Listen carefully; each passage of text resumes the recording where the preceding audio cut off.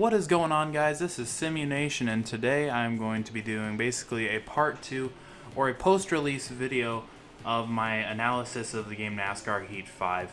I did a video a couple weeks ago called NASCAR Heat 5, Should I Buy It?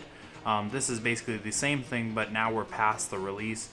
So now we have more of a better picture for those of you who haven't gotten the game yet, or for this video's sake, those of you who purchased the game unfortunately right now.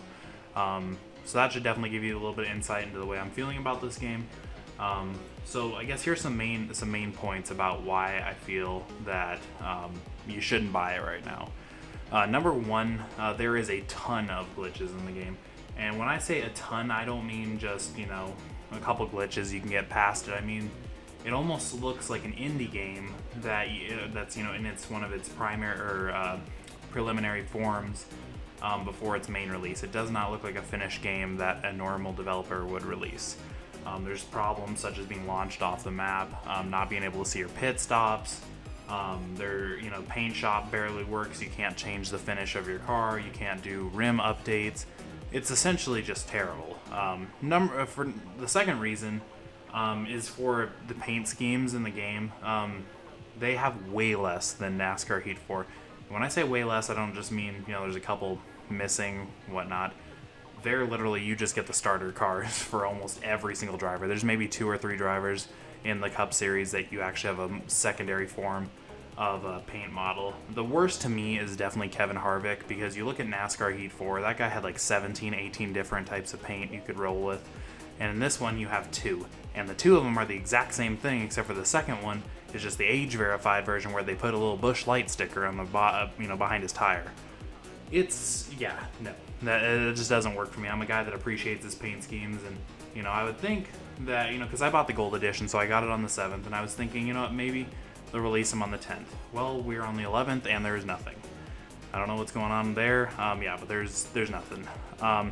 For my third reason, I'm just gonna flat out say it's worse than NASCAR Heat 4. That's why you wouldn't want to buy it.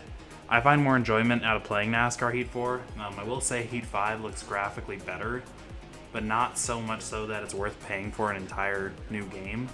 I do like, the extra camera views that you have. I think there's 2 extra ones. That's about it. But yeah, overall it's worse than NASCAR Heat 4 for sure. Number 4, it sounds like the game, I haven't had this happen yet, but I've definitely seen and heard from a lot of people that this is happening, is the game is constantly crashing. And now actually after saying that statement, I'm going to retract that. I have had it crash once, and it was actually just shortly in the early morning of opening day on the 7th. And I did have it crash. It just didn't seem like a big deal to me because it crashed right off of opening. So I just restarted it. But yeah, no, it definitely did crash for me, and it's been crashing for a lot of people. But basically, it looks like I could have put this game together potentially myself, and I wouldn't have charged for it. This looks like an attempt at a brand new developer or something like that. And this isn't a brand new developer. They've been making NASCAR Heat games for a while now. I don't know how they're taking steps backwards.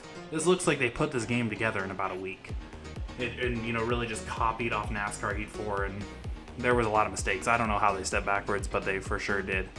And the 5th and final reason I'm gonna touch on here, and I think this, to be honest, is quite, it's really the most insulting to a consumer that purchased the game, especially, a fan of the game, and I know you guys are all fans of the game, otherwise you wouldn't be watching this video, of course. I think the worst thing about it is we're 4 days from the initial release of Gold, and of course a day after the Standard Edition release, and there wasn't a single update to fix it. I logged on today, and I hadn't played in about 3 days. Just due to being busy and everything, but I hadn't played, and I expected maybe an update, something to fix anything. There was none of that, and it's shocking to me that developer releases a game and then just forgets about it. I get it, it's 1 day after the standard release, but it's been 4 days after the gold. They knew of the issues. Most developers are right on top of these type of things, but the 704 Games, or I think that's the developer of it, they seem in absolutely no hurry whatsoever to fix the problems, and there's a lot of them. And being that we paid, full price, it wasn't like this was some discounted game. It's quite insulting that they're not getting around to it and, doing the updates that we would require to even make the game playable. So yeah, just overall with those 5 reasons mixed with the fact that they really didn't change anything, going from NASCAR Heat 4 to 5.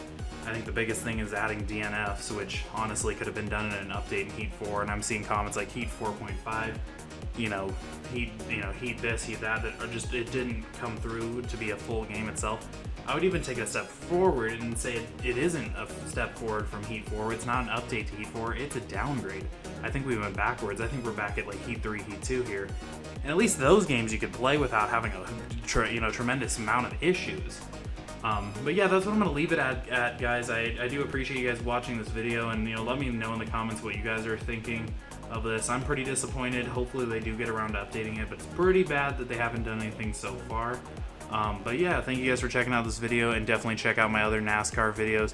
We'll be coming out with, or we'll be doing a live stream tomorrow, of course, for the 500 subscriber celebration. We'll be doing a small giveaway, of course, as well.